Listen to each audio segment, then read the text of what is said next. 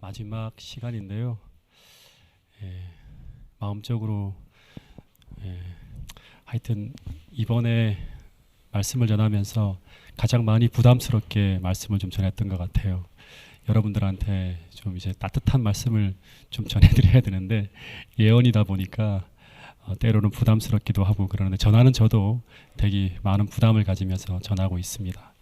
어쨌든 진리를 외쳐야 될 목사로서 성경에 있는 어떻게 보면 부담스럽지만 이것이 진리라면 반드시 전해야 되는 사명이 저에게 있기 때문에 어저께는 조금 다 하지 못하고 절반만 하고 중간에 마쳤는데 오늘은 그 다음 부분부터 시작해서 계시록 14장까지 14장은 아마 조금만 다루게 될 것 같아요. 여러분들과 좀 나누면서 마지막 마무리를 하고자 합니다. 오늘 우리 그 교수님께서 기도해 주신 것처럼 다 같이 이 진리의 말씀을 마음에 받음으로 말미암아 진리로 거듭나게 되고 새로운 빛을 몸으로 말미암아 우리 예수님께서 여러분들의 심신의 치유의 놀라운 은혜로 비춰져서 우리 모두가 영육 간에 회복되어지는 축복을 누리게 되기를 간절히 바라겠습니다. 우리 장로님께서 참 기도를 잘해주셨지만 한 번만 더 제가 기도하고 시작하도록 하겠습니다. 하늘 아버지, 제 마음속에 다시 한번 주의 영께서 살펴주시고 임재하여 주셔서 가장 깨끗하고 진실한 마음으로 주의 말씀을 전하게 하여 주시고 제 생각과 입술을 주관하여 주셔서 주께서 증거하시고자 하시는 모든 말씀들을 성령 충만함으로 증언하게 하여 주시고 이 자리에 계신 모든 분들이 살아계신 하나님을 말씀을 통해 꼭 영접할 수 있도록 도와주시옵소서. 예수님 이름으로 기도드리겠습니다. 아멘.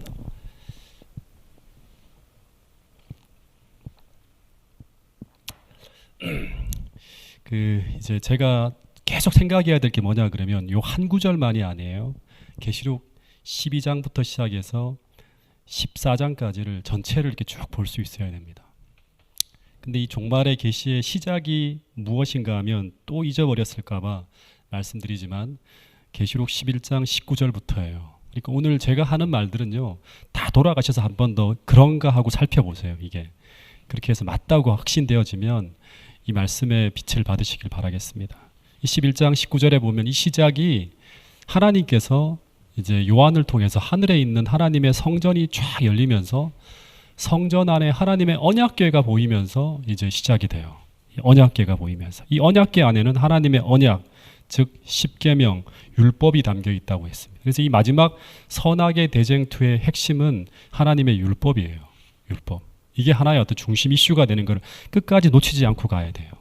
그래서 이 서론이 이제 12장에 나오는데 서론의 이제 내용이 보면 하늘에서부터 벌어진 세 번의 전쟁이 쫙 나와요. 하늘에서 시작되어졌고 십자가에서 두 번째, 그다음 십자가 이후 교회를 핍박하는 내용까지 쭉 이어지다가 그 마지막 네 번째 싸움을 묘사하는 내용이 또 뭔가 하면 용이 여자에게 분노하여 돌아가서 여자의 남은 자손 곧 하나님의 계명을 지키며 예수의 증거를 가진 자들과 더불어 싸우려고 한다는 거예요. 여기서 보면 하나님의 계명인 하나님의 신실한 백성들은 하나님의 언약을 지키고 있고 또 하나 예수의 증거를 가지고 있다고 하는데 제가 지난번에 예수의 증거에 대해서는 얘기를 안 했죠.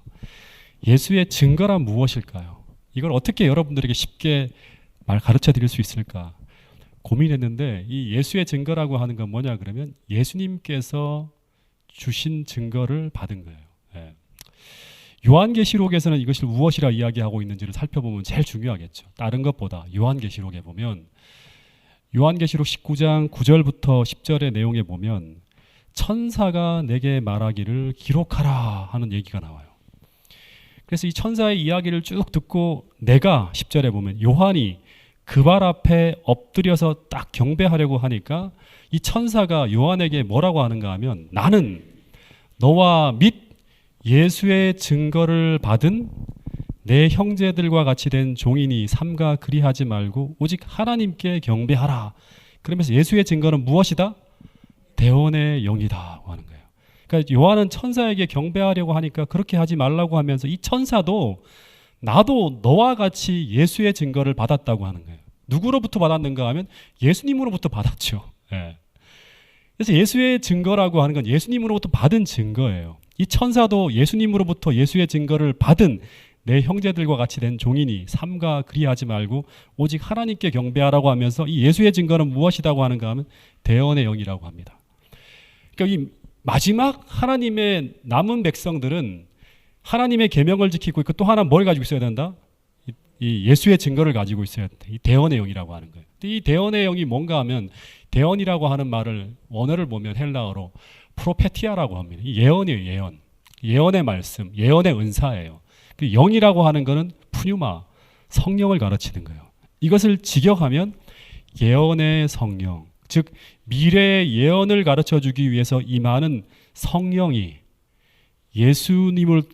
예수님께서 천사들에게도 보내주시고 또 우리에게도 전달해 주시는 그 예수의 증거인데, 이 예수의 증거를 받은 존재가 천사이고 이 천사가 또한 누구에게 이 빛을 전하는 거예요. 그 종 요한에게 예언의 빛을 받아서 예수님으로부터 받아서 나눠줘서 요한도 이 예수의 증거를 받은 것이 되는 거죠.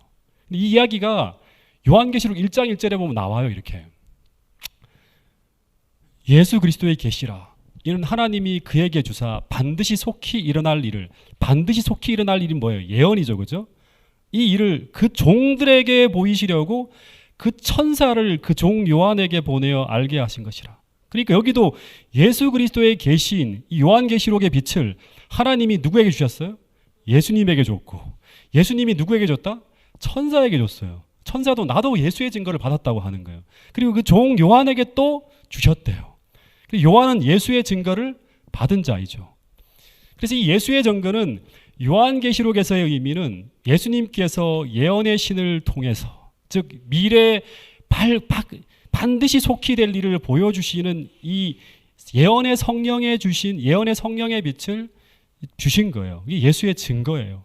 그래서 여자의 남은 자손은 첫 번째 하나님의 계명을 지키고 있고, 두 번째는 뭘 가지고 있어야 된다? 예수의 증거, 즉 예수님으로부터 받은 예언하시는 성령의 선물을 받은 사람들이어야 돼요. 즉 미래에 반드시 일어날 일에 대한 그 해석의 빛을 가지고 있는 사람들이에요. 그래서 다니엘 계시록을 통해 주신 해석의 빛을 가지고 있는 무리들이 바로 마지막 여자의 남은 무리가 되는 거예요. 그래서 그들은 미래에 어떤 일이 벌어질지를 알고 있고 또 하나님께서 그들을 어떻게 도와주실지를 알고 있는 자들이에요. 그래서 그들은 하나님께서 종말을 대비해서 준비시키고 있는 하나님의 남은 무리가 되는 거예요. 그래서 여러분, 요한계시록과 다니엘서를 정말 연구해야겠죠. 왜냐 그러면 이것을 통해서 하나님께서 마지막 때 하나님의 신실한 백성들을 마지막까지 인도하시는 거예요. 어쨌든 돌아가서 용이 여자에게 분노하여 돌아가서 여자의 남은 자손, 즉 하나님의 계명을 지키며 예수의 증거를 가진 자들로 더불어 싸우려고 바다 모래 위에 서 있어요. 그리고 그 싸움을 위해서 이 용이 자신을 대신해서 싸울 동맹자를 불러 올립니다. 근데 그 첫 번째 이 용의 동맹자, 용을 대신해서 싸우는 대리자가 등장하는데, 계시록 13장에 보면 용이 그의 권세를 부여할 첫 번째 동맹자를 어디서 불러 올립니까? 바다에서 불러 올립니다. 이걸 제가 이제부터 바다 짐승이라고 항상 표현할게요. 기억하세요. 바다 짐승입니다. 그런데 이 짐승에게 용이 권세를 주었다고 합니다. 그래서 이 짐승은 이 용을 통해서 죽게 되었던 상처가 낫게 되고 그 다음에 온 세상이 이상히 여겨 이 짐승을 따라가게 됩니다. 그런 후에 4절에 보면 용이 이 짐승에게 그 어떤 권세를 주자 이 짐승은 놀라운 이적을 행하면서 온 세상을 향해서 어떤 얘기를 하는가 하면 용에게 경배하며 이 짐승에게, 이 바다에서 올라온 짐승에게 경배하라는 이야기를 외치게 된다고 하는 거예요. 이게 정말 중요한 포인트예요. 그러니까 이 4절이. 그런 다음에 5절, 9절에 보면 또 하나 이제 하나님께서 이 사단의 전략에 대한 걸 또 하나 보여주시는데, 이 짐승은 과거 42달 동안 중세 시대에 그가 온 세상을 지배하며 그가 잡은 힘으로 사람들의 양심을 강제하며 그에 반대하는 모든 사람을 핍박했던 것처럼 그와 같은 일을, 죽게 되었던 상처가 나은 후에 또 한 번 그런 권세를 용으로부터 부여받고 또다시 그런 일을 할 것을 예고하고 있습니다. 그리고 그런 일을 하기 위해서 용은 이제 이 바다 짐승을 도울 그의 두 번째 동맹자를 불러 올린다고 합니다. 그 짐승이 바로 누구인가 하면 계시록 13장 11절에 보면 이 두 번째 짐승은 땅에서 올라오는데 새끼양같이 두 뿔이 있고 용처럼 말하는 짐승이에요. 이 짐승은 땅에서 올라온다고 하는 이 말, 그러니까 제가 얘기하는 것처럼 계시록 12장서부터 13장, 14장 계속 한 예언 덩어리라고 했죠. 12장 16절에서 여자를 도왔던 땅, 그 한때 두때 반때가 끝날 그 즈음에 신대륙에서 등장할 그 나라, 바로 미국이라고 재림교회는 1800년대 중반부터 지금까지 계속 줄기차게 주장해 오고 있습니다. 그래서 이 땅에서 올라온 짐승의 머리에는 이 새끼양 같은 두 뿔이 있는데, 이 두 뿔은, 새끼양 같은 두 뿔은 미국의 권력이 만들어지는 초기 미국의 헌법 정신으로 재림교회는 해석합니다. 그 내용이 바로 뭔가 하면 엄격한 정교 분리와 종교 자유 정신, 두 번째는 민주 권리 개념이라고 말씀을 드렸어요. 그래서 시작은 땅에서 올라와서 하나님의 백성들을 구해주면서 어린 양같이 등장했는데, 근데 이 짐승이 어느 날 용처럼 변하게 되어서 용처럼 말하는 용의 대변인으로서 역할을 하게 된다고 성경은 예언하고 있습니다. 다시 말해서 이 짐승은 외모는 새끼양 같은 두 뿔을 갖춘 그리스도의 대변자처럼 보이는데, 용처럼 말한다고 하는 이 말은, 이 땅 짐승은 처음에는 하나님의 편에 서서 시작했다가 결국에는 이 배도하게 되어서 땅 짐승이 바다 짐승과 연합하여서 용을 위해 일하게 된다고 하는 것입니다. 그래서 이제 11절까지 제가 지난 어저께 저녁에 말씀을 드렸는데, 이제 요한이 땅 짐승의 신원과 바다 짐승의 신원을 밝힌 후에 그 다음에 이 용의 지시와 바다 짐승의 지시를 받아서 땅의 짐승이 행할 활동으로 나아갑니다.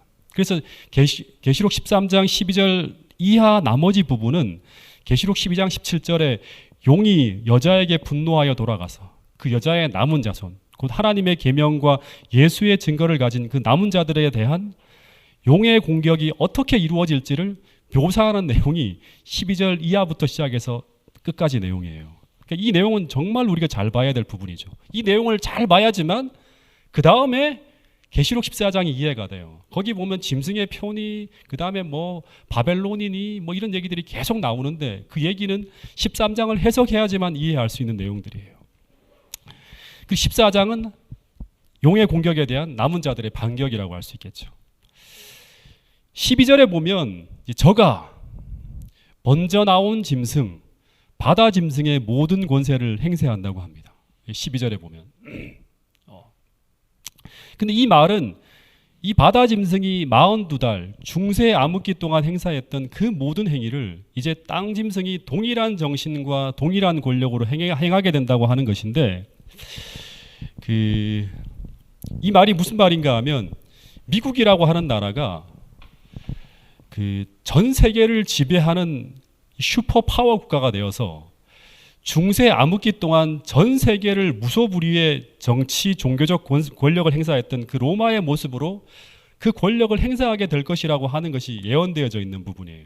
근데 이것을 재림교회는 1800년대부터 지금까지 150년 동안 계속 전하고 있습니다. 이 요한계시록 13장에 제가 이제 해석하는 이 해석은 미국이 이 일을 하게 될 것이라고 하는 이 계시록의 해석을 제일 먼저 내놓은 사람이 누구인가 하면, 이 재림교회사를 보면 1800년대 중반에 J.N. 앤드류스라고 하는 사람이에요. 아주 젊은 그런 이제 그 사람인데, 이 사람이 그때 20대 때 이거를 해석해서 책을 써내요. 근데 당시 미국은 건국 초기이고 초강대국도 아니죠. 1800년대만 하더라도. 세계 1, 2차 대전을 겪으면서 완전히 초강대국으로 나가요. 그리고 당시에는 천주교에게 적대적인 개신교 국가였던 이런 나라가 미국과 천주교가 하나가 되어서 바다 짐승과 땅 짐승으로 연합하여서 이 계시록 13장의 예언을 이룰 것이라고 하는 내용을 1800년대 중반부터 지금까지 계속 이야기하고 있는 내용이에요. 그런데 최근에도 그런 말을 하죠. 이제 미국이라고 하는 나라가 이번에 코로나로 말미암아 이제 기울 것이고, 그리고 다시금 중국이 부상할 것이라고 하는 그런 얘기를 해요. 근데도 우리는 계속 성경의 예언을 그대로 계속 얘기합니다. 옛날에 동서냉전 시대에 미국이 이제 베트남전에 패하면서 완전히 추락할 때 소비에트 연방이 세상을 지배할 것이라고 하는 그런 어떤 이제 이론들이 막 나와요. 그때도 재림교회는 줄곧 미국이 다시금 전 세계를 지배하고 결국에는 예언을 이룰 것이라고 줄기차게 이야기했어요. 왜냐하면 성경이 그것을 이야기하고 있기 때문입니다. 그래서 이 중세 시대의 특징 중에 하나가 뭔가 하면 정치와 종교가 연합하는 거예요. 이걸 놓치면 안 돼요. 예. 똑같이 작은 뿔이 부활해서 이 바다 짐승이 작은 뿔이잖아요, 그죠? 이 바다 짐승과 땅 짐승 미국이 연합하여서 중세 시대의 시스템으로 다시금 만들어진다고 하는 것이 계시록 13장의 예언이고, 이것이 용이 남은 무리를 공격하는 전략을 세우는데 하나의 어떤 그런 중요한 어떤 인프라를 구축하는 거예요. 예. 근데 그렇게 하는 이유가 무엇인가 하면 계시록 13장 4절 이 일을 이루기 위한 거라고 합니다. 이 계시록 13장 4절은 같이 한번 읽어보겠습니다. 시작.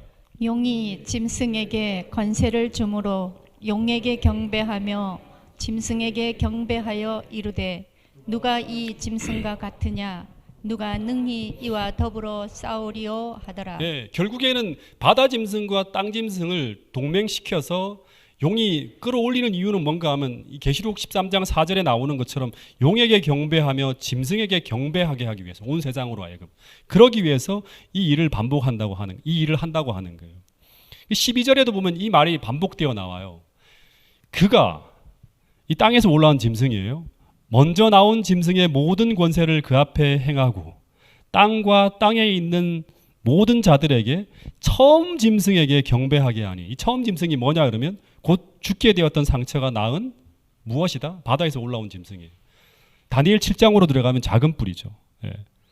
그래서 땅에 거하는 자들로 처음 짐승에게 경배하게 하니 곧 죽게 되었던 상처가 낳은 자라고 하면서 이 미국이라고 하는 나라는 온 세상으로 바다 짐승을 경배하게 하는데 어떤 방식으로 이 일을 이루게 하는가 하면 13절 14절에 보면 이제 이런 이야기가 나와요. 한번 같이 읽어보겠습니다. 이 말씀을 시작.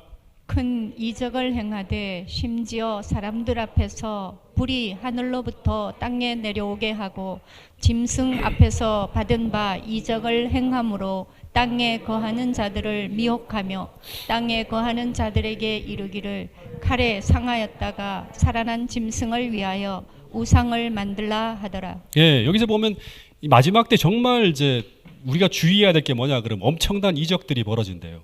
이걸 이제 강신술이라고 하는데 이 강신술이 막 펼쳐지면서 큰 이적이 벌어지는데 이 이적이 행해지는 목적은 뭔가 하면 이 이적은 용으로부터 오겠죠, 그죠?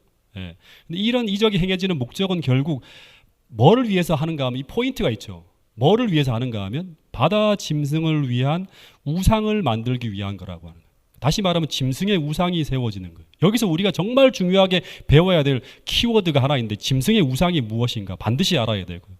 그 다음에 이 짐승의 우상이 세워지고 난 다음에 그 다음에 뭐가 나오는가 하면 짐승의 표가 나옵니다.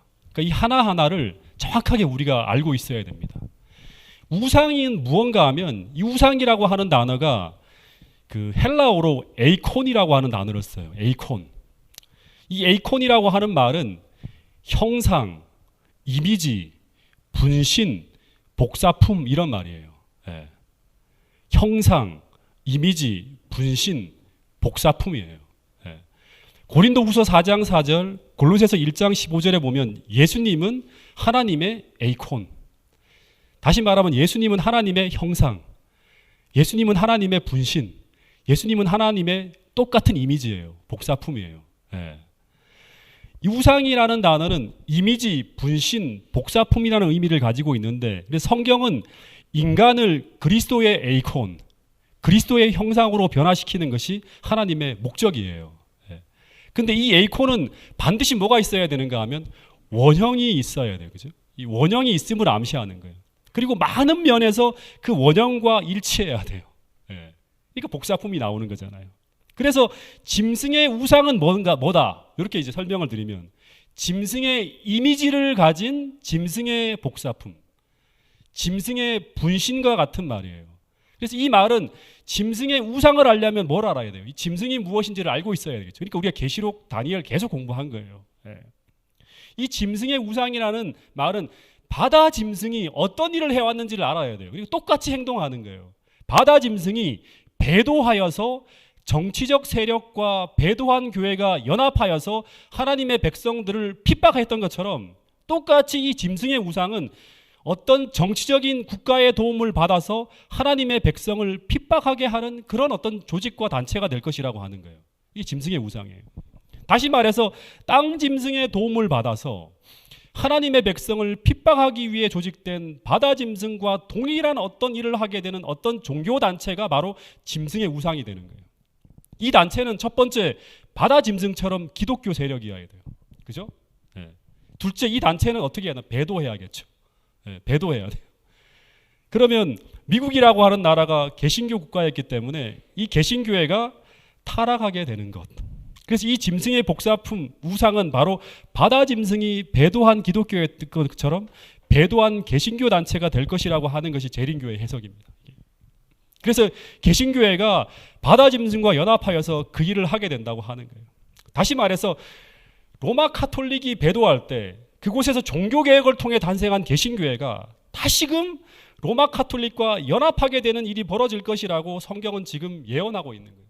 계속 이 이야기를 우리가 과거부터 지금까지 계속 얘기해왔어요. 재림교회 모든 문서에는 1800년대부터 지금까지 이 이야기가 계속 전해지고 있어요. 여러분, 1800년대부터 재림교회는 이 짐승의 우상은 배도한 개신교 단체가 될 것이라고 줄곧 이야기하고 있습니다. 여러분, 그래서 지금 뭐 이런 얘기는 다 못하겠지만 이 WCC라든가 WEA 세계 종교연합운동을 재림교회는 굉장히 눈여겨보고 있습니다.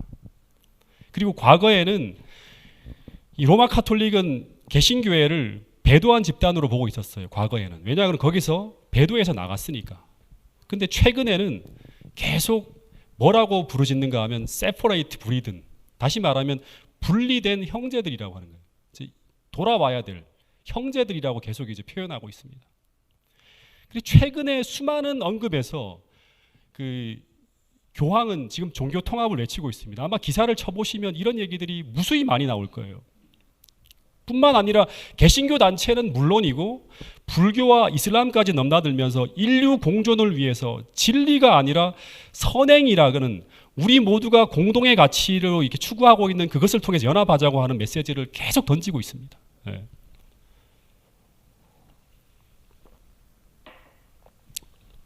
여러분, 그 요즘에 최근에 온 세계 이슈 중에 하나가 뭐냐 그러면 인류의 공존이죠. 공존이 어려운 세상으로 흘러가고 있죠. 민족이 민족을, 나라가 나라를, 종교 간의 갈등 이런 걸로 인해서 온 세상이 다 찢어지고 갈라지고 했는데 이런 세상을 위해서, 세상을 치유하고 회복하기 위해서 공존이라고 하는 이슈가 굉장히 중요한 이슈 중에 하나예요. 그래서 그것을 인류가 공존할 수 있는 어떤 그런 일을, 그런 세상을 만들기 위해서 로마 카톨릭이 주도하고 추구하고 있는 것 중에 하나가 바로 뭐냐면 신세계 질서인데, 그 신세계 질서 중에 하나가 바로 뭔가 하면 이 종교 통합이에요. 이 신세계 질서라고 하는 말은, 단어는 과거 오래전부터 계속 써오던 얘기입니다. 실제로 공식적으로 이 내용을 쓰고 있어요.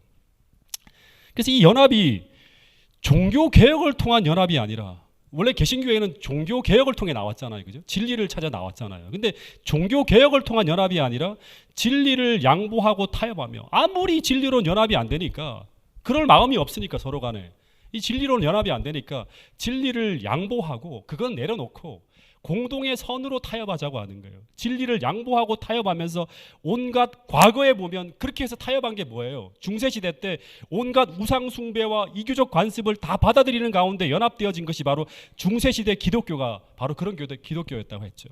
크리스마스라든가 부활절이라든가 온갖 우상숭배의 관습이 그대로 교회 안에 들어오면서 교회가 무너졌던 것처럼, 과거에 제가 첫 시간에 그런 말씀을 드렸죠. 바벨론 안에 에시길라라고 하는 신전 안에 온갖 우상들과 이방신으로 가득 채워진 것이 바로 바벨론이었는데, 줄기차게 그렇게 해서는 안 된다고 이 예언을 하는 재림교회는 그것을 반대하고 있는 거예요. 예. 여러분, 그런데 성경은 말하기를 개신교회가 새끼양 같은 둣불을 가진 짐승이 뭐처럼 말한다? 용처럼 말하게 되는 것처럼 이 타락한 개신교회가 바다에서 올라온 짐승과 연합하게 될 것이라고 분명히 이야기하고 있습니다. 그러려면 어떻게 돼야 될까요? 바다에서 올라온 짐승과 똑같은 정신으로 무장되어야겠죠. 그래야지만 잃지 않은 거 아니에요. 근데 현재 오늘날 수많은 개신교 단체들이 바다 짐승과 같은 정신으로 행동하고 있다고 하는 걸 눈여겨봐야 됩니다. 실제 미국이라고 하는 나라는 헌법에서조차 엄격한 정교 분리 정신을 가지고 있어야 될 개신교회가 현재 미국에서 가장 막강한 정치력을 행사하면서 각종 선거에서 어마어마한 정치적인 힘을 가진 기독교 단체들이 계속 움직이고 있어요. 그중에 많은 재림교회 목사들이 주시하고 있는 단체가 뭔가 하면 어마어마한 무서운 힘을 가진 약 150만 명 이상의 회원을 거느린 이 크리스찬 코일리션이라고 하는 단체예요. 실제로 중앙일보라든가 이런 데 보면 항상 대선이 치러지고 나면 이 단체에 대한 기사가 나와요. 굉장히 중요한 어떤 역할을 많이 했다고 하는 게. 여기 보면 이제 뭐 하여튼 우리는 행동한다, 투표한다. 그러니까 선거에 개입하고 정치에 개입하는 거죠. 그죠? 예.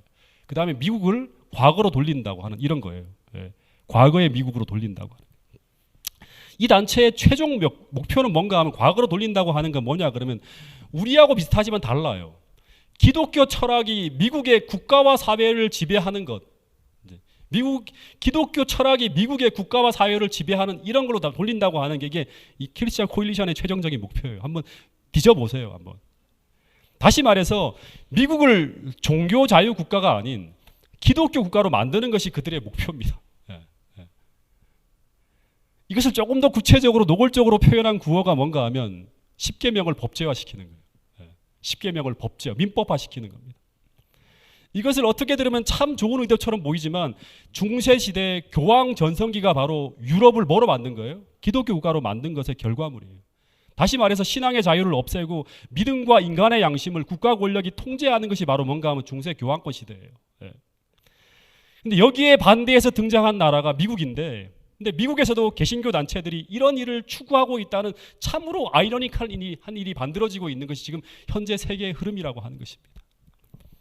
근데 이들 단체가 연대를 넓히면서 결속력을 강화시키는 역할을 하는 중요한 이슈가 바로 뭔가 하면 이 세상이 왜 우리가 이렇게 돌아가야 되는가 하면 이제 이들이 계속 이야기하는 게 뭐냐 그러면 사회적인 재난과 그 다음에 도덕적 와해 그 다음에 온갖 범죄예요. 예. 다시 말해서 이들은 온갖 도덕적인 범죄와 세상에 재난이 생기는 이유는 바로 이 국가가 타락으로 인해서 하나님의 심판을 받고 있기 때문이라고 규정하는 거예요. 그래서 세속적 권력을 통해서 이 도덕적 혼란을 바로잡겠다고 하는 것이 이들의 추구하는 목표예요. 그래서 강력 범죄가 증거하고 천재지변이 빈번하게 나타나게 되면 그 결과 이 기독교 정치단체는 더 큰 소리를 내게 될 것이고 그리고 여기에 힘을 실어주고 있는 신학이 이제 요거 한 가지만 더 얘기할 텐데 이게 바로 지배신학이라고 하는 거예요. 예, 지배신학. 도미니안 띠얼라지라고 하는데 이들이 신학자들은 어떤 생각을 하는가 하면 사람들의 이 말씀에 의한 회심이 아니라 기독교 국가가 세상 권력을 힘으로 장악해서 온 세상을 기독교 법으로 다스리는 나라를 만들겠다고 하는 거예요. 그래서 이런 기독교 단체들이 주장하는 10계명 법제화가 바로 이런 어떤 기독교 신학에서 나오는 거예요. 시카고 대학을 중심으로 해서 도미니안 띠얼러지라고 해서 이거를 중심으로 해서 많은 어떤 신보수주의자들이 정치에서 활동하고 있는 그런 일들이 빈번하게 벌어지고 있습니다. 여러분 이것이 도저히 일어날 수 없는 일 같죠. 근데 여러분 이것을 공개적으로 주장하며 책으로 이런 사상을 펴내면서 이 지배신학을 주도하고 있는 유명한 신학자들이 있는데 혹시 한번 연구해 보실 분들은 한번 책을 사서 보세요. 이 데이비드 칠톤이라든가 루사스 러시둔이라고 하는 사람들은 이 지배신학의 대표적인 학자들입니다. 근데 특별히 루사스 러시둔이라고 하는 사람은 사회법을 기독교 규범으로 바꿔야 한다고 하는 것을 노골적으로 이야기해요. 특별히 이 세상의 죄악을 제압하기 위해서 사형제도를 강화해야 된다는 그런 말도 핍니다. 특별히 이 사람이 쓴 그 비블리칼 로라고 하는 그 책에 보면 10계명을 어기면 사형시켜야 한다. 왜 이렇게 도덕이 무너졌는가? 주의를 지키지 않아서. 왜 이렇게 재난이 많은가? 하나님의 율법을 지키지 않아서라고 그 책에 분명히 기록해 놓고 있습니다. 그러니까 정치의 힘으로 사회 시스템을 바꾸고 세속 권력으로 하나님 나라를 건설해서 정치와 종교가 하나가 되는 세상을 만들기 위해 세워지는 것이 바로 뭐다? 계시록 13장의 짐승의 우상이라고 하는 거예요. 그래서 이 짐승의 우상은 또다시 이야기하지만 배도한 개신교 단체예요.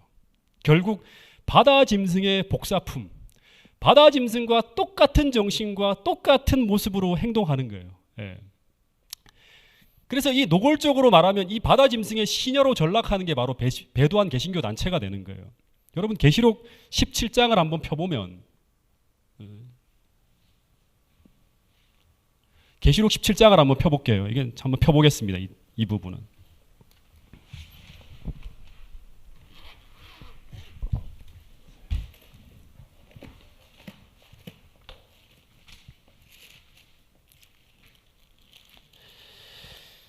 계시록 17장 1절에 보면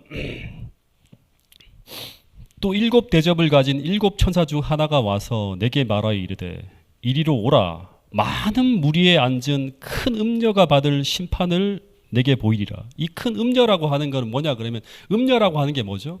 우리가 그 계시록 12장에서 정결한 처녀를 봤죠. 그죠? 교회 여자는 교회예요. 근데 음녀로 바뀌었다고 하는 건 뭐예요? 배도한 거죠. 그죠? 교회가 배도했는데 이 배도한 이 교회가 어떻게 변해가는가 하면 여기 4절에 보면 이 여자는 자줏빛과 붉은빛 옷을 입고 금과 보석과 진주로 꾸미고 손에 금잔을 가졌는데 가증한 물건과 그의 음행에 더러운 것들이 가득한 그런 잔을 가지고 있대요. 근데 5절에 보면 그 이마에 이름이 기록되었으니 비밀이라 큰 바벨론이라고 하는데 땅의 음녀들과 가증한 것들의 뭐다? 어미라고 하는 거죠. 그러니까 어미라고 하는 말은 바로 뭔가 하면 이 어미 밑에 수많은 음녀들이 같이 따라 붙어 있는 거예요. 17장에 보면. 근데 또 내가 보면 이 여자가 성도들의 피와 예수의 증인들의 피에 취한지라 내가 그 여자를 보고 놀라며 크게 놀랍게 여기니 하는 말이 나와요. 그러니까 이 계시록 17장에 보면 하나님의 교회가 다 음녀로 바뀌어 있는데 그 음녀가 왜 음녀가 됐는가 하면 큰 음녀가 주는 이 포도주에 취해버린 거예요. 그래서 한 통속이 돼 있는 거예요. 그래서 계시록 17장에 보면 음녀들의 어미가 교황권이고 그리고 이 음녀들의 어미가 주는 이 독주에 취해서 이미 분별력을 잃고 있는 상태로 등장하는 음녀들이 있는데 이들이 바로 짐승의 우상인 배도한 개신교 단체라고 하는 것입니다.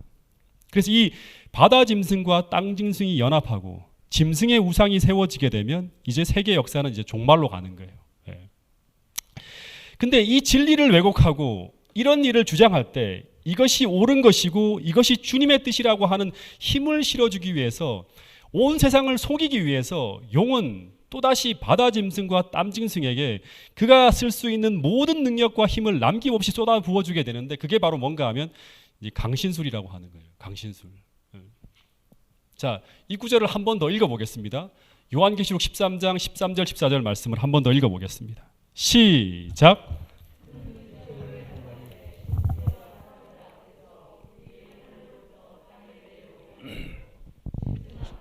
받은 바 이적을 행함으로 땅에 거하는 자들을 미혹하며 땅에 거하는 자들에게 이르기를 칼에 상하였다가 살아난 짐승을 위하여 우상을 만들라 하더라. 예, 이제 이적이 그냥 이적이 아니라 큰 이적이 행해지는데 심지어 사람들 앞에서 불이 하늘로부터 땅에 내려오게까지 한다고 합니다. 이 불이 하늘로부터 땅에 내려오게 하는 이적이 무엇인가 하면 이 성경을 쭉 살펴보면 하늘에서 불이 내려오는 것은 언제나 하나님이 주시는 불이었어요.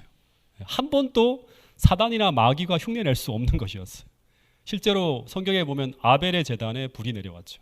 그렇죠? 그리고 엘리야의 제단에 내려온 불은 하나님이 주신 불이었어요. 근데 종말에 이 땅짐승이 하나님의 증인이던 엘리야처럼 믿음의 사람이었던 아벨처럼 그가 하는 그 기도에 혹은 그가 하는 그 일에 이런 표적이 임하게 된다고 하는 것을 하나의 보여주는 거예요. 다시 말해서 용이 주는 초자연적인 능력으로 이런 일까지 이루어지게 된다고 하는 거예요. 원래는 엘리야 시대 때 그 타락한 천사들이 막 불을 달라고 자기 용에게 구했겠죠, 그렇죠? 그랬을 때 하나님은 그 이적을 막으셨어요. 근데 이제 종말에는 하나님이 그것을 허락한다고 하는 거예요. 다시 말해서 배도한 기독교 단체와 바다 짐승이 하는 그 일을 지원하기 위해서 그들이 기도할 때 이런 이적이 펼쳐지는 거예요. 그리고 그들이 어떤 목적을 이루려고 말을 하면서 막 시도를 해갈 때 이런 신적 능력이 막 기적이 펼쳐지는 거예요. 여러분, 이 교회 증언이라고 하는 책에 실려 있는 글을 제가 하나 읽어드릴 텐데, 사단은 자신이 하나님이라고 주장하면서 부인할 수 없는 이적을 통해서 그의 주장을 뒷받침하려고 모색할 것이라고 하는 거예요. 그러니까 이적을 통해서 내가 한 말이 진실이라고 하는 것을 계속 주장하게 된다고 하는 거예요. 이게 참 무서운 거예요. 그러니까 이적을 쫓아가면 안 돼요. 우리는 뭘 쫓아가야 된다? 말씀을 쫓아가야 되는 거예요. 그래서 이 예언의 말씀이 있는 거예요. 예수님이 마태복음 24절 이런 말씀을 하셨죠. 마지막 때의 사건들을 이야기하면서 이런 말씀을 하셨어요. 거짓 그리스도들과 거짓 선지자들이 일어나 그냥 표적이 아니에요. 마지막 때는 아주 큰 표적과 기사를 보여서 할 수만 있으면 누구도 미혹하게 한다. 하나님의 백성들인 택하신 자들까지도 넘어갈 거라고 하는 거예요. 너무나 엄청난 기적이 펼쳐지니까. 데살로니가 후서 2장 9절에서도 이 적그리스도가 말세 모든 능력과 표적과 거짓 기적과 불의의 모든 속임으로 일하게 될 것이라고 선언했어요. 그러니까 모든 속임은 다 뭘로 통해서 사람들을 속여간다? 능력과 이적과 거짓 표적, 이거를 통해서 불의를 입증하는 게 진실인 것처럼. 그리고 계시록 16장에 보면 아마겟돈을 위해서 마귀가 준비하는 중에 귀신의 영이 이적을 행하여 온 천하 사람들을 속임으로 모으게 될 것이라고 하는 이야기가 나옵니다. 그래서 우리가 이제 이 이야기를 통해서 하나 꼭 기억해야 될 것은 뭔가 하면 강신술, 이 기적이 펼쳐질 때 그것을 통해서 선과 악이 입증될 것이라고 기다려서는 안 된다고 하는 거예요. 계속 말씀을 연구해야 돼요. 그래서 이 강신술을 통해서 세상을 다 속여갖고 권력을 잡은 후에 이 땅 짐승이 이 짐승의 우상을 통해서 이 짐승의 우상에게 생기와 세상 권세를 주어서 일하게 하면서 이 우상에게 뭐라 하고 하는가 하면 이 땅 짐승이 이 뭐라고 하는가 하면 이 우상에게 경배하지 아니하는 자는 무엇이든지 다 죽이게 하더라고 하는 그런 이야기를 하게 됩니다. 이 말은 이 우상을 따르지 아니하는 자는 다 죽인다고 하는 거죠. 땅 짐승이 이 우상이 하는 말에 이 말에 이런 어떤 이야기에 동의하지 않는 사람들은 다 죽인다고 하는 거예요. 이 배도한 개신교 단체는 뭐를 위해서 일하고 있습니까? 바다 짐승을 위해서 일하는 거예요. 그래서 거기서 얘기하는 것들을 따라서 같이 하자고 하는데 여기서 따라하지 않으면 어떻게 한다? 다 죽인다고 하는 이야기가 나옵니다. 그러면서 만들어지는 것이 무엇인가 하면 이 짐승의 우상이 세상에 제시한 온 세상으로 그 짐승을 경배하기 위해서 그가 제안하는 것이 바로 뭔가 하면 바로 이 짐승의 표라고 하는 거예요. 우리 여기까지는 정말 잘 들으셔야 됩니다. 이게 무엇인지 문맥을 통해 지금 다시 계속 설명할 거예요, 제가요. 먼저 한번 읽어볼게요. 16절부터 18절까지가 계시록 13장의 마지막 부분이에요. 한번 읽어보겠습니다. 시작.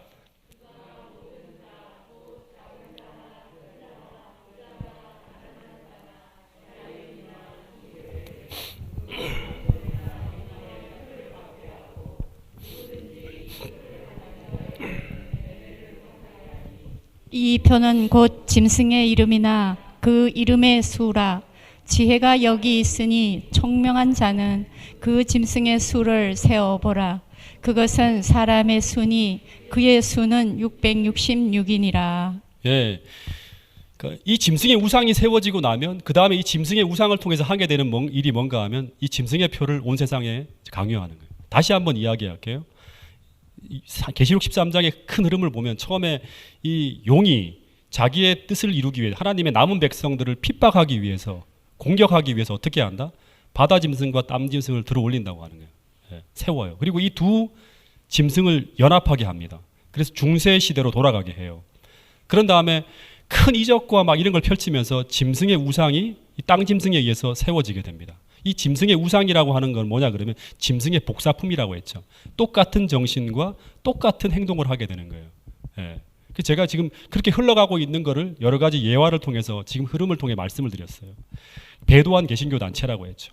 근데 이들이 세워지게 되면 이게 만들어지게 되면 이런 틀이 만들어지게 되면 지금 마지막 때 막 기상이변이고 도덕적인 범죄고 이런 게 난무하잖아요. 그죠? 하나님께로 돌아가야 된다. 이런 어떤 구호를 외치면서 제시하게 되는 게 바로 뭔가 하면 이 짐승의 표를 온 세상에게 강요하는 일이 벌어져요. 근데 이 짐승의 표는 어디에 받는다? 이마에나 손에 받아야 돼요. 그리고 이 짐승의 표는 뭐를 의미하는 거예요? 하나님의 표는 하나님의 이는 하나님께 속한 사람이라는 걸 증명하는 거예요. 그럼 이 짐승의 표는 누구에게 속한 사람이라는 걸 증명하는 거예요? 짐승에게 속한 사람이라는 걸 증명하는 거예요. 이 표를 가진 자 외에는 가지지 않은 사람들은 어떻게 된다? 이 매매를 못하게 되는 거예요. 사람이 살 수 없는 세상을 만드는 거예요. 예. 이게 바로 뭐예요? 중세 시대와 똑같은 것이죠. 그러니까 이대로 믿지 않으면, 이렇게 말은 따르지 않으면 어떻게 한다? 법으로 강제해서 다 살 수 없게 만드는 거예요. 그러니까 옛날에 황제에게 경배하지 않으면 시민권을 안 줬죠. 그래서 황제에게 경배해야지만 시민권을 받는 것처럼 마지막 때에는 다른 교리로, 중세 시대 때는 다른 교리로 믿으면 어떻게 돼요? 다 죽는 거예요. 예. 종교재판소로 끌려가서. 세상은 중세 시대로 돌아가게 되는 거예요. 그러면 세상에는 완전히 둘로 나누어지고 정말 세상의 끝이 오게 됩니다. 그러면서 벌어지는 전쟁이 바로 뭔가 하면 아마겟돈 전쟁이라고 하는 거예요. 이 아마겟돈 전쟁은 무슨 포탄 쏘고 싸우는 게 아니에요. 예. 이 진리와 비진리의 사상적인 투쟁이에요, 마지막에. 예. 그래서 이 마지막에 세상은 둘로 갈라지는데 어떻게 갈라지는가 하면 짐승의 표를 받은 자와 그 다음에 또 반대는 뭘까요? 반대가 뭐죠? 하나님의 인을 받은 자로 둘로 갈라지게 돼요. 예. 자, 이건 제가 PPT 띄우지 않고 바로 볼게요. 계시록 13장 마지막 부분에 이 짐승의 표가 나오는데 그 다음에 14장 1절 한번 보세요. 원래 성경에 장절이 없습니다. 이야기가 쭉 흘러가는 거예요. 14장 1절에 보면 또 내가 보니 보라 어린 양이 시온산에 섰고 그와 함께 14만 4천이 섰는데 그들의 이마에는 뭐가 있다? 어린 양의 이름과 그 아버지의 이름을 쓴 것이 있더라. 하나님의 인을 받은 거예요. 예, 이들은 14만 4천이라고 하는 거는 계시록 7장을 한번 볼게요. 7장.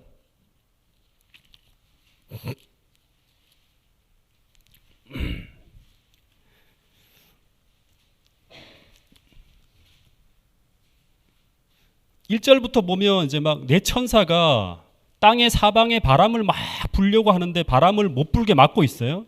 바람은 재난이라고 했죠. 그걸 못 불게 막고 있어요.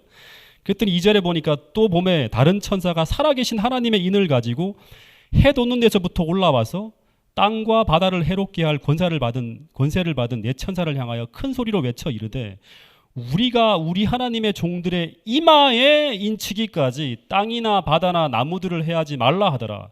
인침을 받은 자의 수가 들으니 이스라엘 자손의 각 지파 중에서 인침을 받은 자들이 14만 4천이라고 하는. 14만 4천은 숫자가 아니에요. 상징입니다.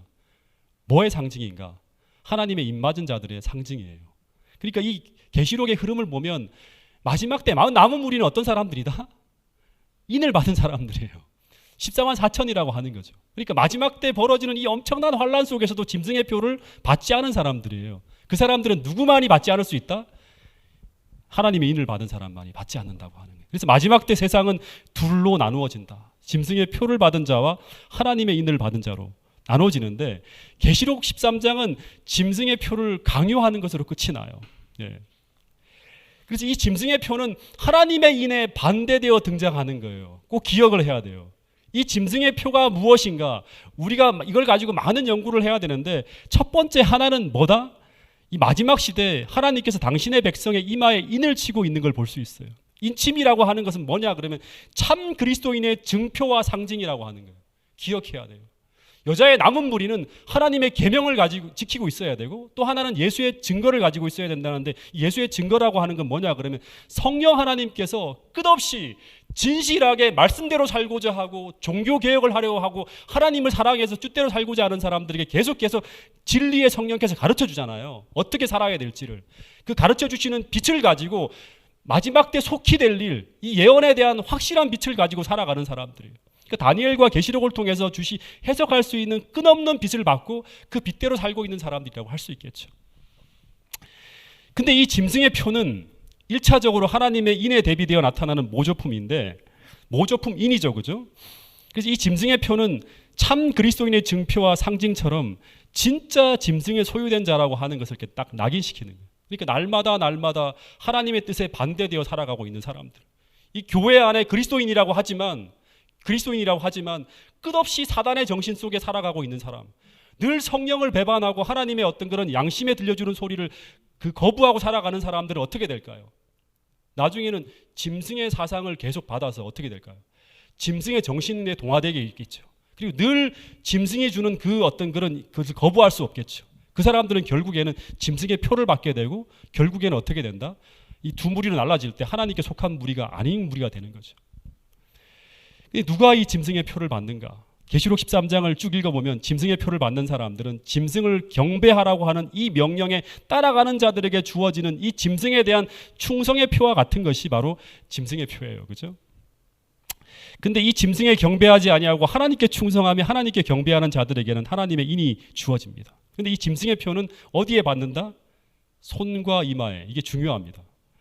손과 이마에 표를 받는다고 하는 것이 구약 성경에서 어디 나온 거죠. 예. 손과 이마에 표를 받는다. 예. 자, 이거 한번 같이 읽어볼게요. 신명기 6장 4절부터 8절에 보면 이런 말씀이 있어요. 이걸 짐승의 표를 이해하는 굉장히 중요한 단초를 제공합니다. 자, 시작. 이스라엘아 들으라. 우리 하나님 여호와는 오직 하나인 여호와시니 너는 마음을 다하고 성품을 다하고 힘을 다하여 내 하나님 여호와를 사랑하라. 오늘날 내가 내게 명하는 이 말씀을 너는 마음에 새기고 내 자녀에게 부지런히 가르치며 집에 앉았을 때든지 길에 행할 때든지 누웠을 때든지 일어날 때든지 이 말씀을 강론할 것이며 너는 또 그것을 내 손목에 메어 기호를 삼으며 내 미간에 붙여 표를 삼고. 예, 이 신명기 6장 4절부터 8절 말씀은 쉐마 이스라엘 해서 이스라엘 백성들이 매 절기 때마다 부르는 거예요. 그리고 이 성경절은 거의 외우다시피 하죠. 이스라엘아 들으라. 우리 하나님 여호와는 오직 하나인 여호와시니 너는 마음을 다하고 성품을 다하고 힘을 다하고 다하여 내 하나님 여호와를 어떻게 알아? 사랑하라고 하는 거예요. 사랑하라고. 이 말이 뭐예요? 이 말씀이 10계명의 첫 번째 4계명의 핵심이에요. 핵심. 하나님을 마음을 다하고 뜻을 다하고 목숨을 다해 하나님을 사랑하라고 하는 것이 바로 뭔가 하면 10계명의 첫 번째 계명부터 4번째 계명이잖아요. 예. 그 계명의 핵심 요약이 바로 이거예요. 그 10계명의 첫 번째 계명부터 4번째 계명을 요약하면 예수님은 내 마음을 다하고 목숨을 다하고 성품을 다해서 하나님을 사랑하라고 하는 거예요. 그 정신이 있으면 어떻게 한다? 4계명을 지키는 거잖아요. 그죠? 이것을 어떻게 하라? 내 마음에 새기라고 하는 거예요. 내 마음에 새기고. 내 마음에 새기라고 하는 거예요. 예. 그리고 어떻게 하라? 내 자녀에게 부지런히 가르치면서 집에 앉았을 때든지 길에 행할 때든지 누웠을 때든지 일어날 때든지 이 말씀을 계속 강론할 것이며 너는 그것을 내 손목에 메어서 기호로 삼고 그 다음에 어떻게 하라? 내 미간에 붙여 표로 삼으라고 하는. 미간이 어디예요? 이마잖아요. 이마에 뭐를 친다? 하나님께서 하나님의 인을 친다고 하는 거예요. 예. 이 말은 10계명 중에 첫 4계명을 내 하나님의 율법을 손에나 이마에 새기라고 하는 이 말은 이 하나님의 율법을 마음에도 새기고 그 다음에 어떻게 알아? 손을 통해 실천하고 순종하는 자가 되라고 하는 말씀이에요. 이 사람들이 누구다? 하나님께 속해 있는 하나님을 경배하는 자들이라고 하는 거예요. 이런 정신을 가지고 살아가는 사람들은 어떻게 된다? 마지막 때 짐승의 표를 거부하게 되고 끝까지 하나님께 충성하는 그러한 자리에 서게 된다고 하는 거예요. 여러분 계시록 12장 17절에 여자의 남은 자손은 짐승이 아닌 하나님을 경배하는 자들인데 이들은 하나님의 계명을 지키며 순종하는 자들이라고 하는 거예요. 그러면 이들의 이마와 손에 무엇이 주어질까요? 하나님의 인이 쳐지는 거예요. 그래서 그들은 그 마음속에 하나님을 사랑하는 마음을 충만하게 담고 살아가고 있고 그리고 언제나 그들은 행동할 때 어떻게 할까요? 하나님께서 말씀하시는 대로 준행하는 삶을 살아가는 거예요. 그 사람들이 바로 종교개혁자들이에요. 그들이 하나님 백성인 거예요. 그래서 계시록 13장에서 이 짐승의 표를 손과 이마에 받으라고 하는 이 말은 하나님의 계명에 대하여 정반대의 입장에 서라고 하는 말과 똑같은 거예요. 다시 말해서 하나님에 대한 순종을 짐승에 대한 순종으로 대체하라고 하는 거예요. 그렇지 않으면 어떻게 한다? 살 수 없게 한다. 그렇게 하면 어떻게 한다? 짐승이 주는 모든 보화와 금은 보화와 이런 것들을 받게 될 것이라고 하는 게 이 계시록 17장의 이야기예요. 여러분 그래서 계시록 13장에 나오는 사단의 전략을 잘 연구해 보면 용은 이 하나님의 계명 중에서 이 4계명을 적대하고 파괴하기 위한 전략을 나타내고 있다고 제가 어저께 저녁 시간에 짧게 말씀을 드렸어요. 첫 번째 계명이 하나님 외에 다른 신을 두지 말고 창조주를 경배하라고 하지만 계시록 13장에서는 짐승은 4절부터 8절에 짐승을 경배하라고 하고 있고 두 번째 하나님은 우상을 숭배하지 말라고 하고 있는데 계시록 13장 14절 15절엔 짐승의 우상이 세워지고 세 번째 하나님의 이름을 망령되이 일컫지 말라고 하는데 계시록 13장 5절부터 6절에는 신성 모독을 하고 있어요. 네 번째, 하나님은 당신의 예배일인 안식일을 기억하여 거룩히 지키라고 하셨는데 이 네 번째 계명을 무너뜨리기 위해서 사단이 세운 전략이 바로 뭐다? 짐승의 표라고 하는 거예요. 구약 성경은 여러분 일관되게 제7일 안식일이 이스라엘 백성들을 다른 백성들과 구분짓는 하나님의 인이라고 분명히 이야기하고 있습니다. 이 출애굽기 31장 12절부터 17절 말씀을 한번 읽어보겠습니다. 자, 시작.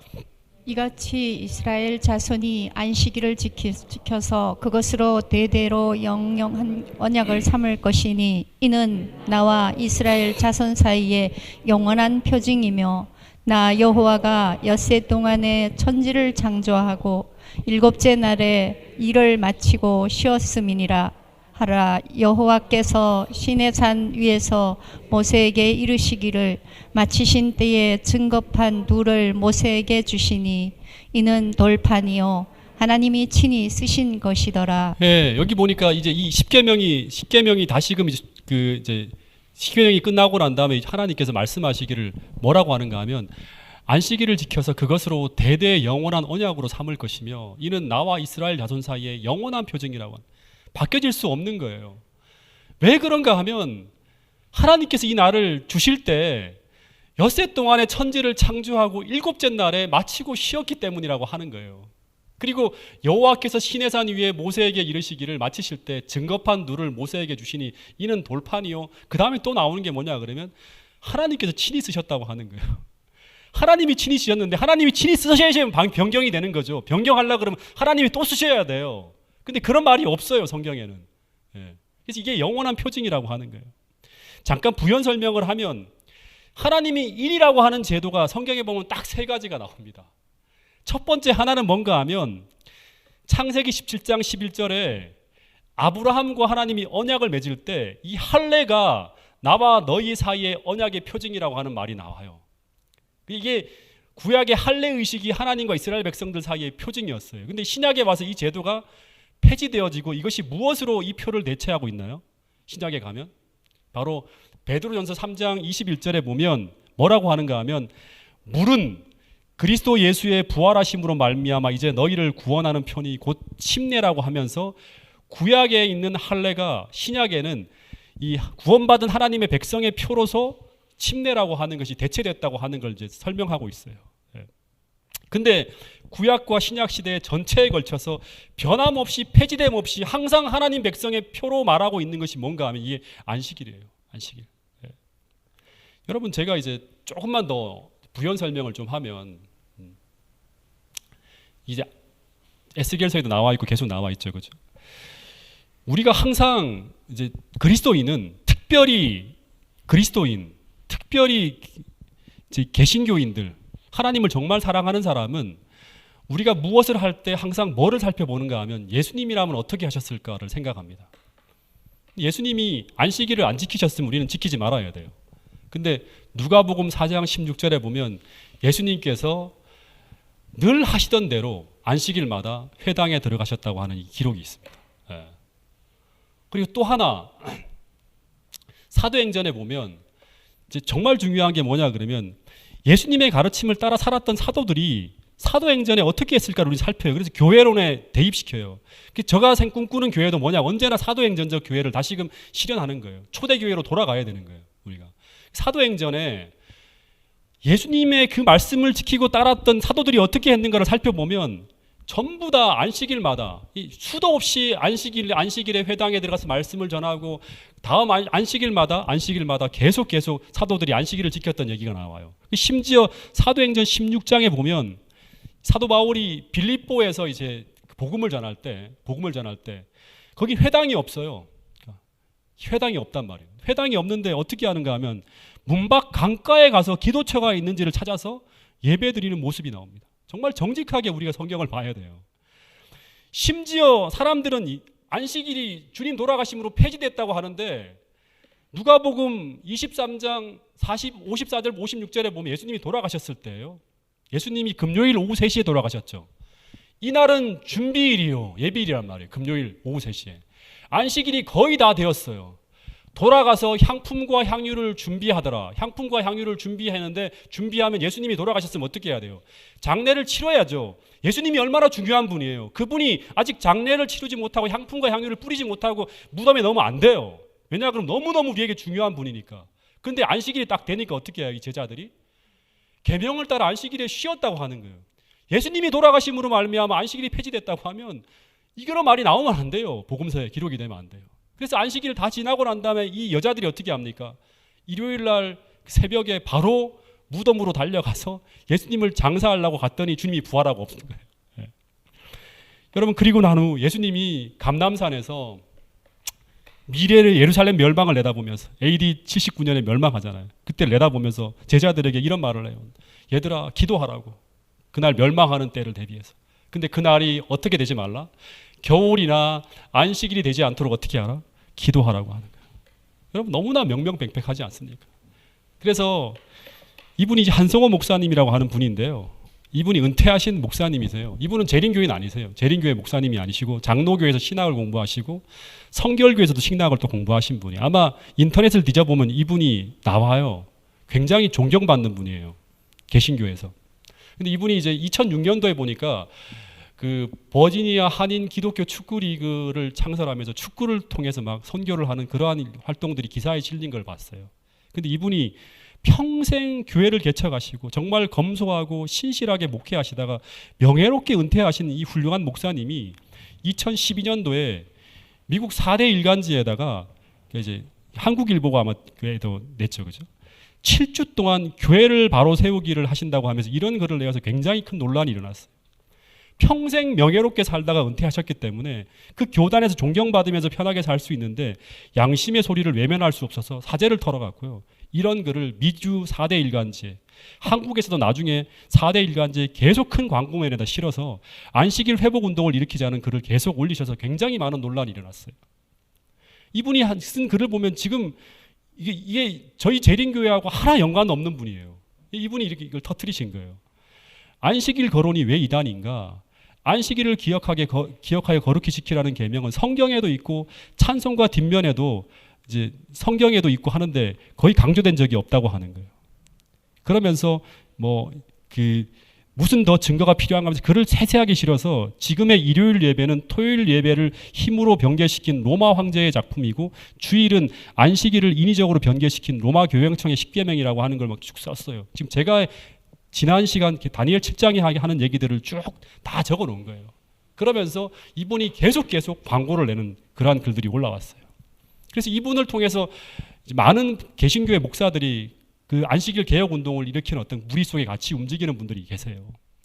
여러분 정말 양심적으로 성경을 본다면 이 안식일은 성경 어디에도 폐지되거나 변경되지 않았음을 우리는 깨달을 수 있습니다. 여러분 그래서 솔라 스크립투라 말씀을 따라 종교 개혁을 하는 개신교인이라면 우리는 이것을 어떻게 해야 된다? 개혁해야 된다고 하는 거예요. 다시 돌아가서 이 바다 짐승과 땅 짐승이 연합하여 세상으로 땅 짐승과 용을 경배하게 하기 위해서 이 짐승의 우상을 통해서 세상에 제안하는 것이 바로 뭔가 하면 짐승의 표인데 이 짐승의 표는 계시록 13장의 구조상 안식일 계명을 무력화시키기 위해서 제시되는 것임을 알 수 있습니다. 왜냐 그러면 법이라고 하는 것이 마지막 시대의 싸움의 포커스예요. 그게 첫 시작을 보여주면서 보여줬잖아요. 언약궤가 하나님의 성전이 열리고 언약궤가 보이면서 언약이 보이면서부터 전쟁이 시작되는 거예요. 그리고 분명히 이 계시록 12장 17절에 하나님 백성들은 남은 무리들은 뭐를 가지고 있다? 하나님의 계명을 지키면서 싸운다고 하는 거예요. 하나님의 계명을 지키고 언약을 지키고 있기 때문에 하나님은 그들을 인도하기 위해서 예언의 신을 계속 부어주는 거예요. 마지막 때 어떻게 살아야 될지 예언을 통해 해석시켜주고 어떻게 나가야 될 길을 알려주는 거예요. 그냥 여러 가지 복잡하고 혼란 속에 살아가지 않아요. 하나님 백성들은 분명한 진리의 기반 위에 살도록 해주신다고 하는 거예요. 여러분 그래서 이 마지막에 제시되어지는 게 바로 뭔가 하면 이 짐승의 표는 모조품 안식일을 세우는 것인데 세 계명이 다 무너졌잖아요. 그럼 마지막 계명을 무너뜨리는 전략이 있을 거예요. 왜냐 그러면 용은 분노하여 돌아가서 여자의 남은 자손 곧 하나님의 계명을 무너뜨릴 거예요. 언약을 깨야지만 돼요. 그들을 공격하기 위해서. 그래서 마지막 네 번째 이 전략이 바로 짐승의 표는 모조품 안식일을 세우는 것인데 그것을 재림교회에서는 일요일 휴업령이 땅 짐승과 짐승의 우상을 통해 세상에 제시되어지는 것이라고 1800년대부터 지금까지 계속 그것을 외치고 있습니다. 여러분, 이 짐승의 표는 짐승의 이름이나 그 이름의 수를 암호화한 거예요. 그죠? 그래서 이 수를 풀어보면 어떻게 된다? 666이라고 하는 거예요. 이 내용들이 어디서 온 건가? 우리 이 암호를 풀어야 돼요. 여러분,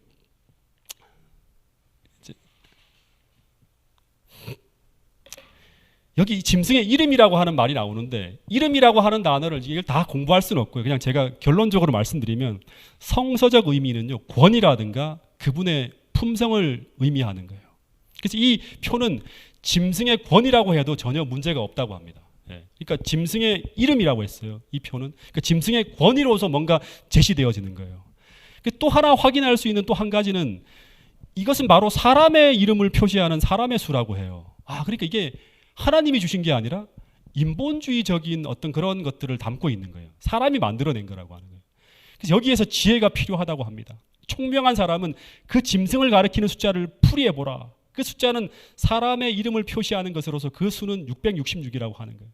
근데 이 표는, 이 짐승의 표는 반드시 그러면 어떻게 돼야 될까요? 바다 짐승의 권위로 제정되어져야겠죠. 짐승이라고 하는 걸 못 깨달으면 이 짐승의 표를 알기 위해서는 이 바다 짐승이 무엇을 의미하는지를 알아야 돼요. 그래서 우리가 바다 짐승은 다니엘 7장에서 말하는 작은 뿔이 다시금 죽게 되었던 상처가 나으면서 부활한 것이라고 제가 아주 디테일하게 설명해 드리고 있는 거예요. 그래서 이 작은 뿔의 8가지 특징 중에 하나가 바로 뭐였다? 다시금 돌아가서 다니엘 7장에 보면 때와 법을 변개코자 하는 것이었어요. 그 법이라고 하는 것은 바로 뭔가 하면 364년 라오디게아 종교회의 때 토요일 안식일을 일요일 예배로 변경했는데 이 권위는 바로 교회의 권위였다고 하는 것이 모든 공개된 문서에 적고 있어요. 다시 말하면 교황의 권위, 교회의 권위로 하나님의 법을 변경했다고 하는 게 분명히 나옵니다. 그러니까 짐승의 권위로 뭔가 제정되어져야겠죠. 다니엘 7장에서 이 작은 뿔이 반드시 하고 있는 게 뭐다? 때와 법을 변개코자 한다고 하는 걸 이 다니엘과 계시록을 함께 연구해야 돼요. 근데 그 이름의 수가 무엇이다? 666이라고 하는데 뭐 이걸 가지고 막 크레디트 카드니 뭐 수많은 논란들이 많은데요. 성경을 통해서 봐야 돼요. 이 짐승은 계시록 17장에서는 음녀 바벨론, 성 바벨론이라는 칭호를 가지고 있죠. 계시록 17장 방금 전에 봤는데 이 음녀는 마지막에 이 큰 음녀라고 하는 게 뭐죠? 교회가 배도한 거예요. 그죠?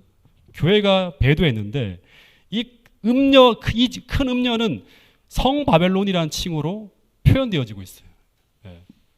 여기 나오죠. 그죠? 5절에 보면 그의 어미의 이름이 기록되었으니 비밀이라 큰 바벨론이라고 하는 거예요. 그러니까 이 어미, 큰 음녀가 바로 뭐다? 바벨론과 동일시 되어지고 있는 거예요. 그래서 이 말씀을 통해 보면 이 공교롭게도 이 고대 바벨론을 우리가 그 다니엘서에서 우리가 공부했는데 오늘날 우리가 사용하고 있는 이 십진법이 아니라 바벨론에서 전부 다 60진법을 사용한대요. 이 바벨론은 다 60진법을 사용한다고 하는 거예요. 이것이 모든 학자들이 다 알고 있어요. 그래서 이 바벨론에서는 6이라는 숫자와 6의 배수 12, 36, 60, 600 전부 다 고대 바벨론에서 굉장히 중요한 의미를 가지고 사용한다고 합니다. 오늘 우리가 쓰고 있는 1시간이 60분이라고 하는 것, 60초라고 하는 것, 12시간 전부 다 이 바벨론의 60진법에서 나온 거예요. 근데 고대 바벨론의 사제들이 사용했던 이제 이 부적에는 이제 이런 부적이 있대요. 근데 이 부적에 보면 네모칸 안에 이제 숫자들이 이제 신비스럽게 쫙 나열되어 있는데 이 수치들을 가로줄, 세로줄을 다 합산해 보면 전부 666으로 떨어진다고 하는 거예요. 근데 흥미로운 것은 60이라는 숫자는 고대 바벨론의 최고의 신인 이 마루둑의 고유의 숫자였대요. 근데 다니엘서 3장 1절 한번 보겠습니다. 다니엘 3장 1절.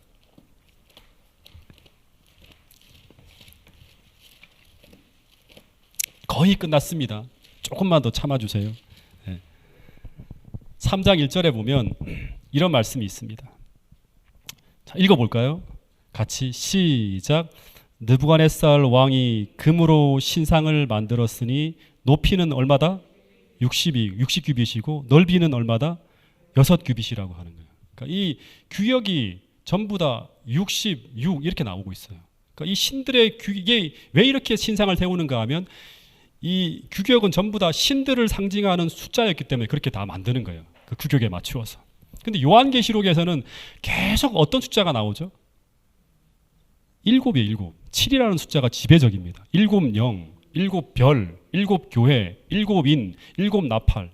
이 7이라고 하는 숫자가 요한계시록에서 계속 하나님의 숫자로 나타나요. 하나님의 교회가 7 교회로 나타나요. 그리고 이 7이라고 하는 숫자는 일주일의 7째 날인 하나님의 날인 안식일 숫자하고 또 같이 연관되어집니다. 그래서 하나님께서 우리로 하여금 하늘과 땅과 바다와 물들의 근원을 만드신 이를 기억하게 하기 위해 선택하신 숫자가 바로 7이에요. 그래서 이 7은 하나님과 관계되어진 숫자예요. 반면에 여기에 대조되어 나오는 숫자가 바로 뭐다? 6이에요. 6은 무슨 숫자다? 인간의 숫자입니다. 인간이 만들어질 때 6째 날 만들어지잖아요. 그래서 666의 수를 성경 본문에서 분명히 뭐다? 사람의 수, 인간의 수, 그리고 짐승의 수라고 하는데 이 바벨론의 수를 말하고 있어요.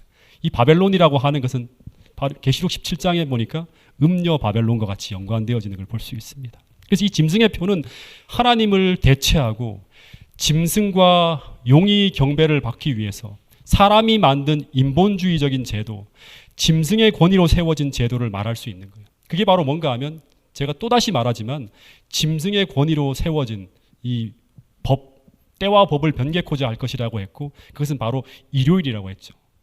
토요일 안식일을 7일을 일요일로 변경한 거예요. 마지막으로 정리하면 어떻게 보면 일요일 준수는 바벨론 정신의 하나의 결과물입니다. 근데 그 계시록 14장에서 보면 시온산에 어린 양과 함께 14만 4천 명이 섰는데 근데 이들은 하나님의 인을 받은 사람들로 등장하고 있습니다. 근데 그들이 계시록 14장에서 보면 새 천사의 기별을 전하게 되는데 그 기별의 핵심이 바로 뭔가 하면 짐승을 경배하지 말고 하나님을 경배하라고 하는 거예요. 예. 짐승을 경배하지 말고 하나님을 경배하라고. 계시록 13장에서는 하나님을 경배하라고, 짐승을 경배하라고 하고 있고 짐승을 경배하지 않으면 어떻게 된다? 살 수 없는 환경을 만들어놨어요. 그렇게 갈 거라고 하는 거예요. 근데 하나님은 계시록 14장에서 짐승을 경배하지 말고 하나님을 경배하라고 하는 거예요. 근데 그 하나님은 어떤 하나님인가? 지금 이 바다 짐승과 땅 짐승과 짐승의 우상이 제시하는 그런 가짜 하나님이 아니라 하늘과 땅과 바다와 물들의 근원을 만드신 분, 그냥 이적만 나타내는 그런 존재가 아니라 진짜 온 세상을 창조하신 그 위대한 하나님을 경배하라고 하는 거예요. 근데 하늘과 땅과 바다와 물들의 근원을 만드신 그 하나님이라고 하는 용어가 어디에 나오는가 하면 이 용어는 출애굽기 20장 11절의 안식일 계명에 포함된 구절이라고 제가 지난번 말씀을 드렸어요. 실제로 그 USB 헬라어 신약 성경 4판 편집자들은 이 계시록 14장 7절의 이 진술이 출애굽기 20장 11절에 대한 인유라고 난해주에 쭉 기록해 놨어요. 다시 말하면 이 이야기는 안식일 계명에 대해서 끌어온 거라고 하는 거예요. 학자들이 그렇게 이야기하고 있습니다. 다시 말해서 마지막 때 세상의 짐승의 우상을 통해서 배도한 기독교 단체가 바다 짐승과 연합하여서 세상에 제시할 짐승의 표는 일요일 휴명이 될 것이고 그리고 그것을 전 세계 국가적으로 강제할 나라가 어디다? 미국이라고 하는 거예요. 근데 그때 계시록 14장 6절부터 12절 말씀은 특별히 이 안식일은 세상에서 참 하나님의 백성을 구별해내는 리트머스 시험지 같은 역할을 하게 될 것이라고 분명히 이야기하고 있는 것입니다. 그래서 하나님은 이 기별을 받고 안식일을 개혁하라고 하는 거예요. 다시 한번 정리합니다. 너무나 중요한 부분이기 때문에 종말의 시작은 계시록 11장 19절이에요. 지금 제가 하고 있는 이야기를 거기서만 보면 안 돼요. 계시록 11장 19절에 하나님께서 마지막 계시를 쫙 열어 보일 때 하나님의 성전이 열리면서 언약궤가 보이며 시작됐다고 합니다. 이 장면은 마지막 최후의 전쟁이 하나님과 당신의 백성 사이의 언약, 즉 율법을 놓고 벌어지는 전쟁이라고 제가 말씀을 드렸어요. 그리고 그 전쟁의 끝에 벌어지는 게 바로 뭔가 하면 용과 하나님의 마지막 남은 자손이 싸우게 되는데 용이 분노하여 돌아가서 여자의 남은 자손, 곧 하나님의 계명을 지키고 있는 사람들이 하나님의 남은 자손이라고 하는 거예요. 그리고 예수의 증거를 가진 자들로 더불어 싸우려고 바다 모래에 섰대요. 그러니까 세상의 모든 사람들은 다 그쪽에 가는 거예요. 그래서 여기에서도 하나님의 계명, 하나님과 하나님 백성 간의 언약을 파괴하는 것이 바로 뭐다? 사단의 전략이 될 것이라고 분명히 이야기하고 있습니다. 그래서 계시록 13장의 사단의 전략은 바다 짐승과 땅 짐승을 동원해서 이 언약을 파괴하려고 할 것이라고 하는 거예요. 그래서 10계명 가운데 네 번째 계명이 파괴되어지는 장면이 나오고 있습니다. 그래서 첫째 짐승을 경배하라, 우상을 세우라, 하나님을 회방하는 건 안식일의 모조품인 짐승의 표까지 이제 하는데, 세상을 장악한 짐승들은 이것을 따르지 않고 받아들이지 않고 다르게 살아가는 모든 자를 죽이려고 하는 법령이 반포되어지면서 중세 시대로 돌아가게 된다고 하는 것입니다. 그런데 하나님께서 여자의 남은 자손을 찾아내기 위해서, 그들을 살리기 위해서 어떤 기별을 주시는가? 이 짐승의 두려움으로 꽉 찬 세상을 향해서 어떤 말씀을 주시는가 하면, 첫 번째 천사의 기별을 통해서 이 짐승에 대한 두려움을 하나님에 대한 두려움으로 이겨내라고 하는 거예요. 이 말은 무슨 말인가 하면 하나님의 위대함을 보라고 하는 거예요. 짐승이 아닌 하늘과 땅과 바다와 물들의 근원인 하나님, 그걸 창조하신 분을 바라보라고 하는 거예요. 그러기 위해서 어떻게 하라? 안식일 계명을 회복하라고 하는 말씀이에요. 두 번째 천사의 기별은 뭔가 하면, 두 번째 천사의 기별은 하나님이 경고하는 거예요. 이 짐승을 경배하고 그 표를 받으면 바벨론과 어떻게 된다? 연합하게 되는 거예요. 짐승의 표는 뭐예요? 짐승에 속한 자라는 것을 입증하는 거예요. 연합하게 되고, 그렇게 되면 결국 바벨론이 무너질 때 함께 무너진다고 하는 것이 둘째 천사의 기별이에요. 그 성이 아무리 크고 아무리 위대하고 아무리 화려하게 보여도 그 성엔 하나님이 계시지 않기 때문에 반드시 그 큰 성은 어떻게 된다? 무너진다고 하는 거예요. 그래서 하나님의 백성들은 어떻게 해야 되는가? 그 성이 무너지기 전에 나오라고 하는 것이 바로 뭔가 하면 계시록 18장 4절에서 이어져 나오는 기별입니다. 그리고 셋째 천사의 기별은 무엇인가 하면, 그때 이 짐승의 표가 제시될 때 숨어있는 하나님의 백성들이 드러나게 된다고 하는 거예요. 그래서 계속 반복되어지는 얘기가 뭔가 하면, 짐승과 그의 우상에게 경배하고 그 이마에나 손에 표를 받으면 하나님의 진노의 포도주를 마시리라. 짐승과 그의 우상에게 경배하고 그의 이름의 표를 받는 자는 누구든지 밤낮 쉼을 얻지 못하리라고 하면서 계속 반복되어지는 게 뭐냐 그러면, 짐승과 그 우상에게 경배하고 그 표를 받는 것을 계속 반복적으로 이야기하고 있습니다. 이게 뭔가 하면, 짐승과 그의 우상이 뭔지 모르고 그 짐승의 표를 알지 못하면 절대 이 내용은 의미 없는 거예요. 아무런 의미가 없는 거예요. 그래서 이 셋째 천사의 기별은 짐승의 표가 제시될 때 숨어있는 하나님 백성들이 드러나게 된다고 하는 거예요. 하나님의 백성은 하나님의 인을 받게 되고, 반대로 짐승과 그의 우상에게 경배하는 자는 짐승의 표를 받게 되고, 그들은 밤낮 쉼을 얻지 못하게 되고 하나님의 진노의 잔을 받게 된다고 경고하는 것이 셋째 천사의 기별이에요. 이 말은 무슨 말인가? 자비하신 하나님께서 마지막으로 호소하는 거예요. 절대로 나의 백성들은 그 길을 가서는 안 된다고 하는 거예요. 그리고 그때 하나님 백성들은 어떻게 살아가게 되는가? 이 마지막에 하나님 백성들에 대한 이야기가 나오죠. 성도들의 인내가 여기 있나니 하는 거예요. 그들은 하나님의 계명과 예수의 믿음으로 끝까지 사는 거예요. 하나님의 계명을 지키며 예수의 믿음으로 끝까지 살아갈 것이다. 하나님께서 은혜를 베풀어 주실 것이고 보호하실 것이고 인도하실 것이다. 끝까지 믿음으로 살아가는 거예요. 이 예언의 말씀을 믿고, 하나님께서 훨씬 더 위대하신 분이고 성경 예언대로 온 세상을 바벨론이 지배하는 것처럼 보인다 할지라도, 살 수 없는 환경이 펼쳐진다고 할지라도 하나님을 믿고 살아가라고 하는 거예요. 여러분, 하나님의 언약하에 살고 있는 사람들은 하나님께서 마지막 때까지 지키신다고 하는 거예요. 여러분, 지금 우리 시대는 마지막 시대를 살아가고 있다고 하는 사실을 다니엘서 2장을 통해서 우리가 배웠어요. 그렇죠? 이때 우리 모두가 이 기간 배운 진리를 통해서 하나님께서 우리에게 요구하시는 하나님의 뜻이 무엇인지 정말 깊이 생각하시고 꼭 생명의 길을 선택하시는 여러분과 저가 될 수 있기를 간절히 바라면서, 오늘 장시간 1시간 20분 동안 제가 강의했는데요. 하여튼 들어주셔서 감사하고요. 꼭 하나님의 길을 바르게 깨달을 수 있는 여러분과 저가 될 수 있기를 간절히 바라겠습니다. 제가 잠깐 하나님께 모든 영광을 드립니다. 자, 잠깐 기도하겠습니다.